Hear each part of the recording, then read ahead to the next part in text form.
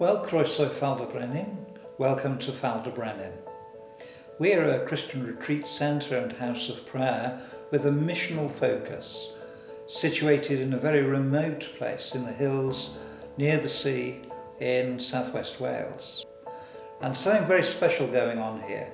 People are pouring in by the thousands from nations all the way around the world. We have many people coming, and they're all coming with one purpose. That is, they long to meet with God and encounter Him.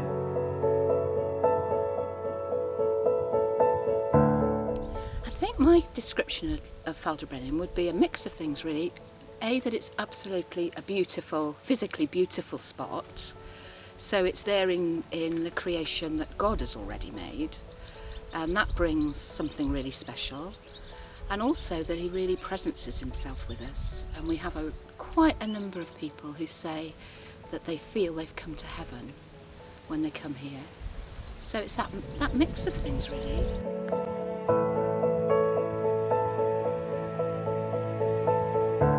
Our target here, our aim and purpose, is to be worshippers of the living God through Jesus Christ, and to make this a very easy site for people who are visiting to have an encounter with God. That's really our heart, to do those two things, to worship God and to allow others to encounter Him. And they certainly do encounter Him. And day by day we receive the stories of those who've had dreams in the night where Jesus has come along and ministered to them, or of people who have powerfully encountered Him, maybe during the rhythm of prayer in the chapel, or in the meeting room, in the grounds, the gardens at the High Cross, or out on the open hillside. But we receive wonderful stories of people whose lives have been healed, spiritually, mentally, emotionally, physically, as well as relationally. And it's wonderful to see broken marriages come back together again.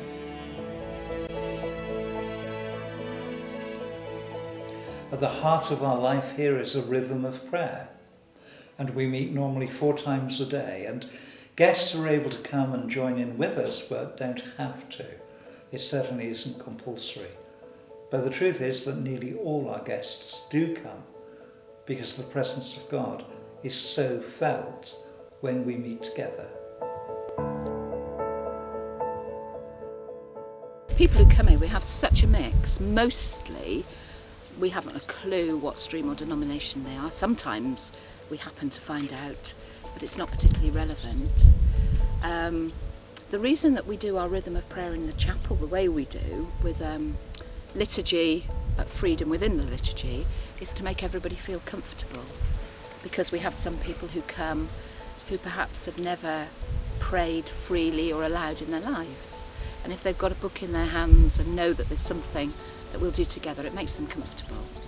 But there's still the freedom for freer people.